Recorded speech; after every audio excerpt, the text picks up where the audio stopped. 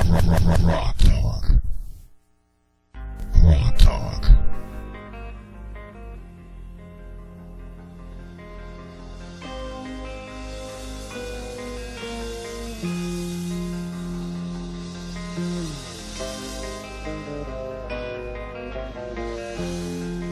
Wanted to remind you that next week, March 29th, there will be no GrokTALK. I will post something from previous shows for you to enjoy, sort of a little flashback week, but we will be at an event of some sort, learning some cool things, but we won't be available to do the program. But we will be back April 5th, and we already have some guests lined up, and you're going to want to be there. We are committed to bringing you national guests every week when we can, and we certainly want to continue to have the local guests at GrokTALK, brought to you by GrantedGrok.com and the Coalition of New Hampshire Taxpayers.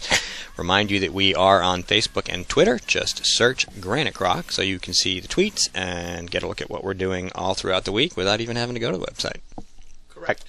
Although going to the website is much better because then you get the full content. That's right. And a lot of the pictures are rather amusing. They are, and we don't always put all that stuff up on Facebook. So ideally, we would like you to go to GrantedGrok.com and see what we do, because a lot of the stuff that we talk about in the first segment comes directly from there, and events that happen, and some of the things we don't even post we talk about. But moving on into the next segment, we have our next guest with us, Lou Melanisi, who is the... I always try to tell myself not to do that, but I do it anyway. No, Control yourself. No, I'm sorry. Too much coffee. I'm bad. Okay. Lou Melanisi, welcome to the program. Lou, how you doing? Good, and you? Thank you very much for having me on. Great to have you. So do you have an official title in your organization there, Lou, or is it just a bunch of patriots keeping the flame alive? The second one, bunch of patriots. You know, we call ourselves No American Left Behind, but that's not an official title or anything. It's just something that we've kind of hung on ourselves as a name. Right, and people wanting to read more can find you on Facebook. Is that also called No Americans Left Behind? Yes, but it's preceded with the word Benghazi. We have Benghazi space dash space No American Left Behind. Got it. Okay, but the most important thing and the reason why we have you on today is because you are keeping the flame alive, and there is a vigil at the State House in Concord at 1 p.m. today, and you've got some illustrious speakers. And so tell us a little bit about the rally and a little bit about what's particularly animating you at the moment. Well, the rally, as you said, is going to be at the State House, rain or shine,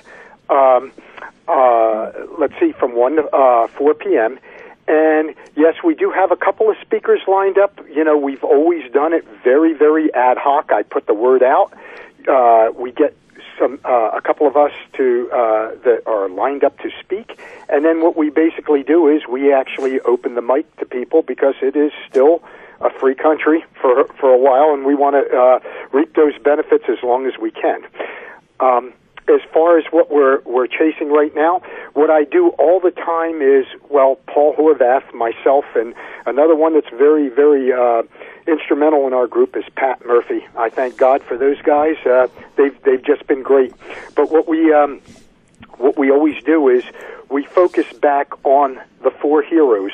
Let's not lose sight of that. You know, we say that all the time.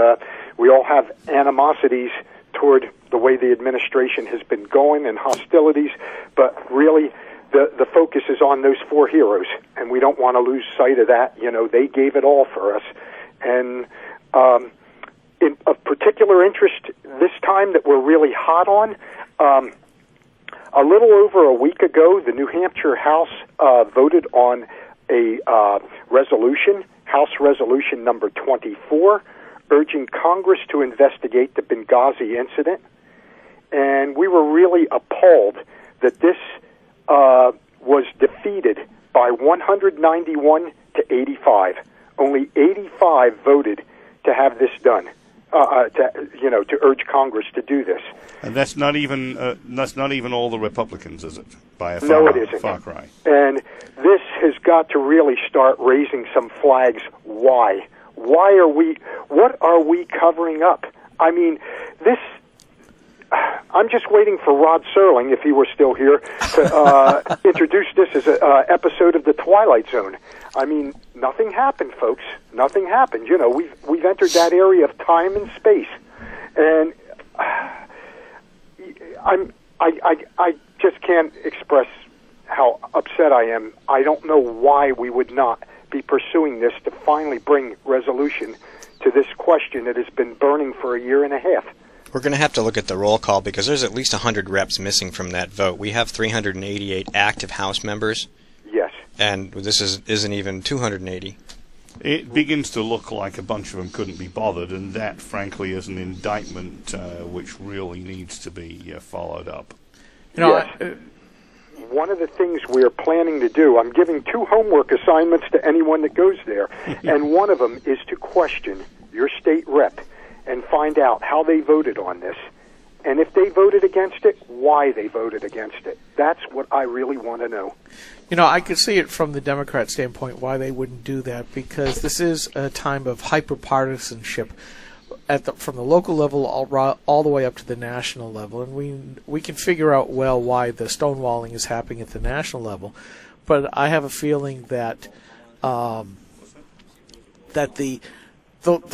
state level ones are doing the same thing. They're looking at this as an attack for possible attack against one of our possible presidential candidates, Hillary Clinton.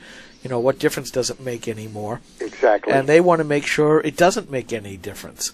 So I think, again, because of the hyperpartisanship, there's a lot there to be said why the Democrats voted that way. But I am absolutely aghast at that roll call as to why the Republicans voted the way that they did. One would have thought, even if nothing more than for hyperpartisanship, to say, okay, let's do our part to stick it in the eye.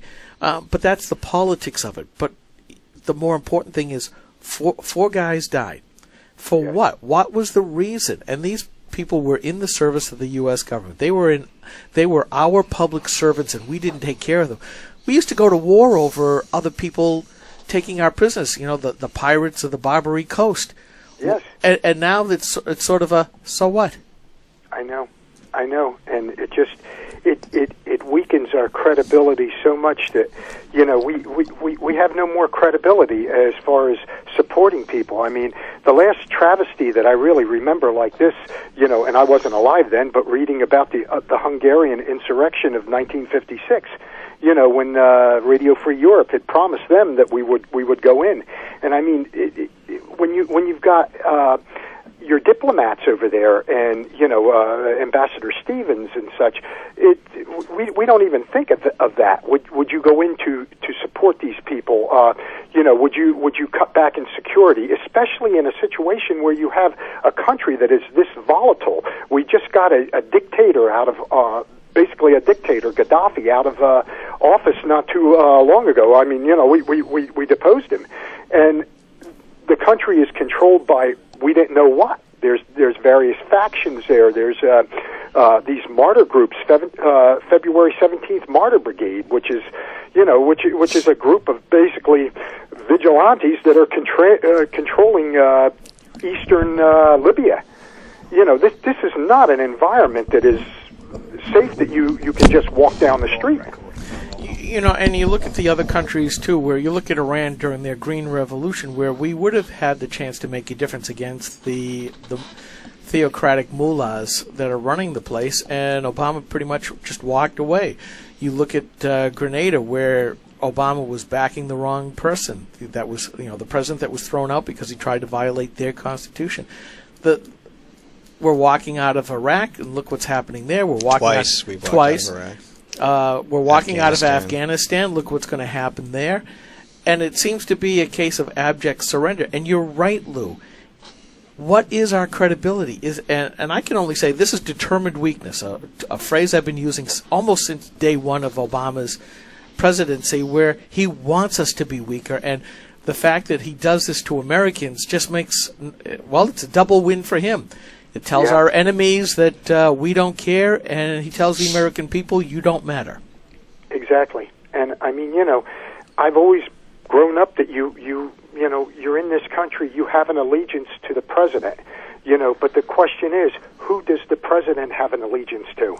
That's a great question. Actually, I was just gonna ask, think about all the other ambassadors and all the other security teams and all the other people who work for the Department of State everywhere in the world. Mm-hmm. Now, they just left these guys out to dry. I mean, now they may secretly, in private, think to themselves, well, this is wrong, but they won't say it in public. But deep down inside, they're like, they could do that to me. They could just leave me hanging out here. Exactly. What would be a young person's incentive to join the diplomatic service now? Looking at this, what would be your incentive? Well, and we can see this in all manner of ways. I am a double Blue Star dad. I had 2 sons. One served in Iraq with the Marines, one in Afghanistan with the 101st Airborne. Both of them had the mantra of, we leave no one behind. That is ingrained to them from boot camp all the way to their service out in the field. We leave no one behind. We go after them, and if they have died in the service of their country, we make sure we bring them back. Nobody's left behind. And here's the American president violating as commander-in-chief, violating one of the most highly held tenets and belief systems rules in our military. And Hillary Clinton goes, what does it matter? Who cares? I know. So you're right. Who would in their right mind want to go and serve the country? Exactly. And, now, I mean, after the wars, we've always had KIA, killed in action, MIA, missing in action. We've introduced the acronym AIA, abandoned in action. Oh. And who would have ever thought that our country would get to that point? Osama bin Laden would. Yeah. He called us a paper tiger. But seriously, so a couple of things. We put our guys in uniform and gals through boot camp. We teach them the creed. We tell them no American left behind. How's about we put the diplomats through boot camp? And how about an oath of allegiance for all of the diplomats?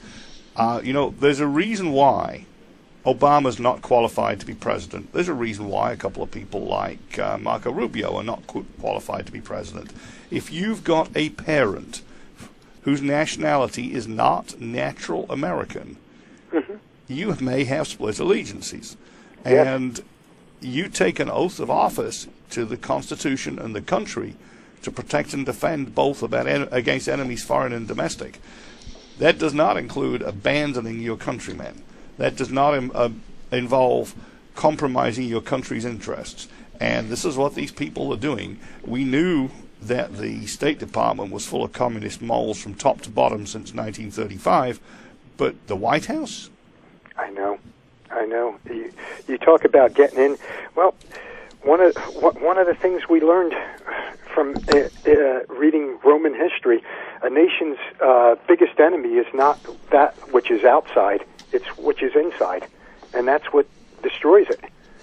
And we're watching history replay itself right here, right Lou, before our eyes.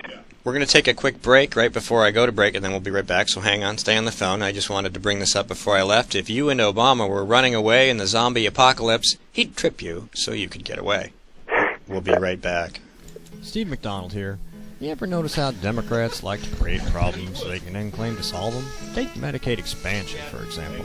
Even if the federal government keeps its promise to New Hampshire to pay for most of it, it'll still cost New Hampshire taxpayers Jill, I tens of like millions of dollars those more brackets. to provide inferior care and coverage to people who, for the most part, would never have needed it if Democrats hadn't reformed health care. I like the one in you first posted place. with all That's right, with all that the real expensive scandals and stuff. reform The that scandal doesn't bracket. care if it's only affordable if you act like you don't need That was insurance. awesome. Well, its number one claim to fame at this point is how many more people it forced onto Medicaid.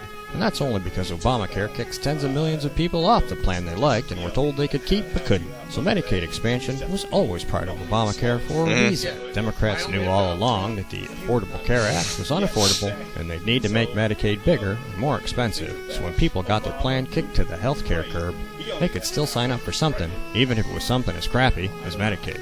This is Steve McDonald for GrokTALk, and we'll keep shining the light on it for you. GrokTALk. All right, we're back with Lou Melanesi, Mike Rogers, Skip Murphy. I'm Steve McDonald. This is GrokTALk. Please proceed. Well, I think we were just joking in the in the break about folks with split allegiances and the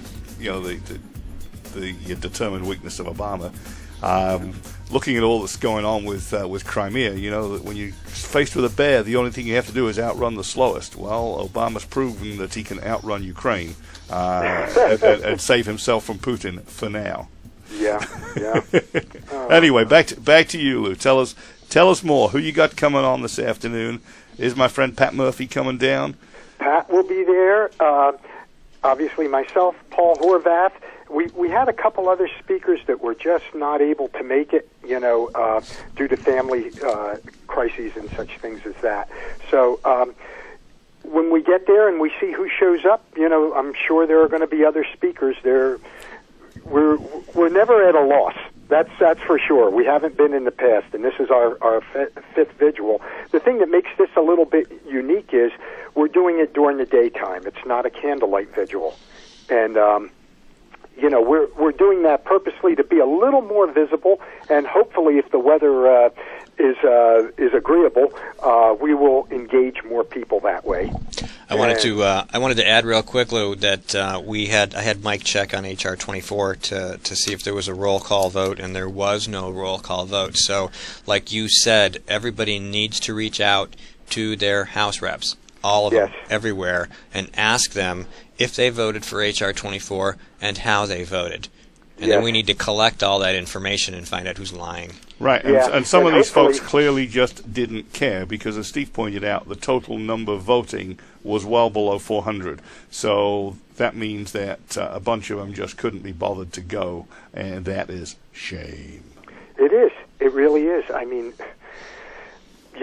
I had mentioned earlier that there were two homework assignments. The first is, as you said, were to contact their state reps. The other one is on a national level to contact our congresspeople and our senators, and that's regarding. I'm still hot on this, and I've been hot on it for a long time. The naval air station that we have at Sigonella, Sicily. It is 469 miles away from Benghazi. And I found an article of Stars and Stripes dated October 5th of 2011, approximately 10 or 11 months prior to the Benghazi attack. And it was very interesting because they were talking about approximately 125 Marines leaving Stuttgart, Germany, to their new home in Sigonella, Sicily, to be in support of AFRICOM. So I've done some surfing since, and I found other articles dated May 28th, I believe it was, of 2012, and another one on the Marine Corps site dated July something of 2012. Now we're up to only 3 months prior to the Benghazi incident, and they talk about that detachment of Marines that was there in Sigonella, Sicily. So being at a naval air station, they had a ride. The Marine Osprey has got a maximum speed of, I believe, 317 miles per hour. I'll let you do the math how quickly they could have been over there within an hour and a half. Would they have been able to help the people in the consulate? No, because that battle was over within 20 minutes to a half hour. However, the agony of the annex, the siege on it. Remember, this thing started at 9:42 Libyan time, the siege of the consulate, and it didn't end till somewhere around 5:30 in the morning. I believe that's when Tyrone Woods and Glenn Doherty were killed on those rooftops. So, although it said the fighting was sporadic, it was going on throughout the night, and that, as I see it, that would give 7 to 8 hours of time. They could have more than had that detachment of Marines over there. Lou, are you in touch with other groups like yours in other states, or is there a national movement that's connecting to try to push this issue? There are some friends that we have that through this. I've never actually met the person, but she's down in Virginia, and she's been meeting with congressmen down there. I've invited her up to speak, but they don't have the means to get up here right now with the situation. Not that our economy's in any trouble and our unemployment's any problem, but they just don't have the means to come up here. So we sent them down some wristbands that we have. Remember Benghazi, and they were going to approach some congressmen. They were going to be going up to D.C. because they're not too far from there and start spreading these out. So we're doing all we can. On my Facebook page, I get a number of people from all over the United States, and my big thing to them is I encourage them to do the same thing. If they can't be here physically, organize a vigil in your area. We are the only weapon that I know of against the media, because the mainstream media wants this to die. It never happened. Oh, you're absolutely right. In fact, we were talking with Phil Kerpen the last segment, and one of the things I wanted to ask and didn't get a chance to was the whole idea of the media protecting the present administration. And, U.S. Senator, First Lady, and Secretary of State, what does it matter anymore? Right. Clinton. And Well, it matters a great deal because she's running for president, Well, and they're wanting to make sure that they do extra double cover up for her. yeah, well, Yeah. and that's true. But you're right, Lou, that the media has shown very little interest in trying to dig to the deep heart of this, and yet they are part of our constitutional bulwark against an encroaching government, and they're literally failing you in this job. How much help do you get from the local papers in this? Well, we have numerously, more than once, contacted the Concord the Concord Monitor, and their response to us was, "We gave this adequate coverage during the elections." During the elections. Oh, isn't that nice? Yeah. So the media is the sleeping giant. You notice they didn't speak about this at all. Fox was the only one keeping it alive until Laura Logan stepped forward with that man after a year's research, and all of a sudden they came alive when they found that was a hoax. And then they jumped to their feet a few months ago when that reporter, and I can't remember his name, from the New York Times, had been doing a study for about a year and interviewed some people over in Benghazi and determined, yes, this was indeed a protest, that had gone awry. And boy, they were all over that story. Then the report came out from the Armed Services Committee, bipartisan, showing that, this was truly, it was known within 20 minutes by Panetta and Pickering, or that Dempsey, Clinton woman. and Dempsey, that this was indeed an attack. It was not from a protest. And all of a sudden, the sleeping giant went back to sleep. They nailed Laura Logan, but they didn't say anything about this reporter from the New York Times. Again, we're back to nothing to see here, folks. Well, and while we're thinking about that, let's not forget the one brave member of the mainstream media who eventually left, which is Cheryl Atkinson, who was at CBS. And she was uncovering all sorts of stuff that wasn't convenient for the administration, and she was getting less and less chance to cover it until finally she left CBS and took the sea of credibility with her, leaving them as just BS. It's just amazing when you look at it. I mean, you have a situation here that is played down. The day after it occurs, the president goes out during his campaign, he goes out to the left coast and basically makes his speech out there that Al-Qaeda is on its heels. I said it right the first time, on our heels, but he said Al-Qaeda's on its heels. We've gotten Osama bin Laden. Then when we come to time to testify about the Benghazi situation, how does it weigh up? Well, we have a Secretary of State that ends up with a concussion when she's supposed to testify.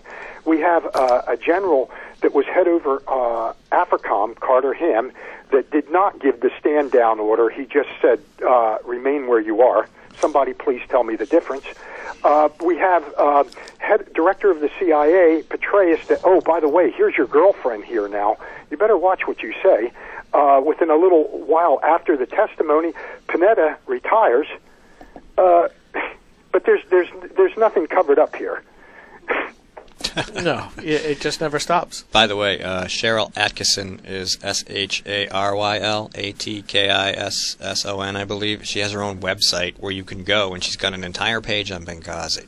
Wow. Yeah, there's something. The name's a little different. It might be two R's in Cheryl. Could be, yeah, it's close, but look her up. I know I looked it up and spelled it right when I put that piece in the cartoon about CBS. Yes, you did. You did. But that's a great resource to go to because she's done actual reporting and investigative reporting, and she has a good collection of stuff there. She took to heart the exhortation to be Breitbart, which is why she's not welcome with the mainstream media anymore. No. It's amazing. It is absolutely amazing the power of the media to lead the sheep in this country. It really is, and I mean, they will believe it. And it's no surprise that they are attacking Fox News like they do, because that is the only one that is standing against them. That's right. Just wait till the next election, and if there's a Republican in the Oval Office, all of a sudden they'll be just like dogs after a bone. Yeah. Well, when you think about it, if a Republican does get in office, there is going to be really a lot hitting the fan. I know of no other way to put it, because if this is opened up and this is really investigated as it should be, then we may actually have accountability in this. And if there's accountability, some people are going to be serving some time. Well, you know, Obama's tried to make this place into a banana republic. One of the things you do with banana republics is you lock up the leaders that you've voted out. He should be careful what he wishes for. I know. The other thing is that the what Senator Bob Smith said when he was on, he said the problem with term limits is that you have the same staffers there, and they're the ones who direct the people who go to Congress. Well, you have the same thing in the bureaucracy. If you don't flush the bureaucracy, you're not going to get nearly as far as you need to on any investigation. So if we do get a Republican president, right after they push all the czars out the door and their staffs, they're going to need to clean house. And we're going to be out of time in a couple seconds. Can you give us some contact information, how people can reach you? Well, my email, if they want to reach me, Milanese, M-I-L-A-N as in Nancy, E-S-I, at TDS, that's Thomas Davis, or DavidSam.net. All right, Lou, thank you so much for taking some time to... And we'll see you a little later, at least I will. Talk to us. I look forward to it. It looks like I'm looking out my window now and the sun's starting to poke through a little bit. We're great guns. If it starts snowing and raining, we're great guns. We're going for this. All right, Lou. Them's fighting words. Great guns. All right, Lou, thanks a lot. We got to go. Mike, stop talking. We're out. This is GrokTALK. We'll be right back with Pete and Jemmy.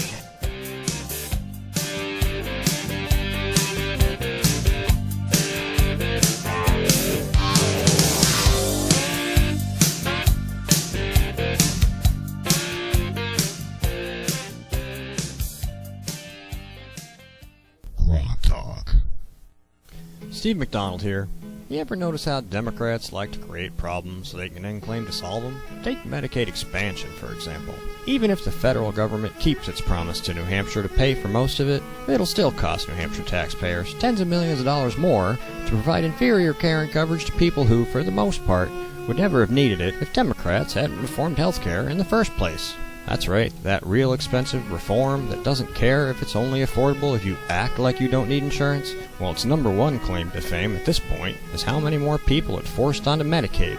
And that's only because Obamacare kicks tens of millions of people off the plan they liked and were told they could keep but couldn't. So Medicaid expansion was always part of Obamacare for a reason. Democrats knew all along that the Affordable Care Act was unaffordable and they'd need to make Medicaid bigger and more expensive. So when people got their plan kicked to the health care curb, they could still sign up for something, even if it was something as crappy as Medicaid. This is Steve McDonald for Granite Grok, and we'll keep shining the light on them for you.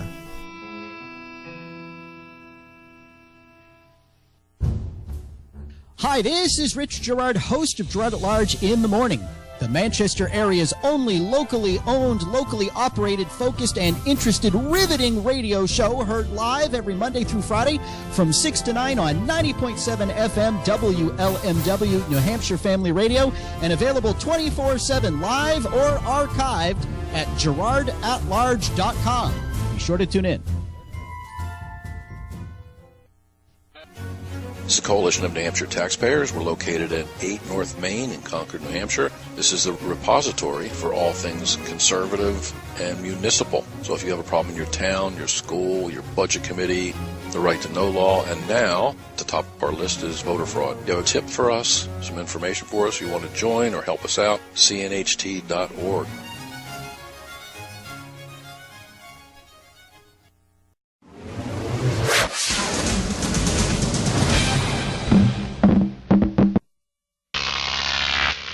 Grok TV.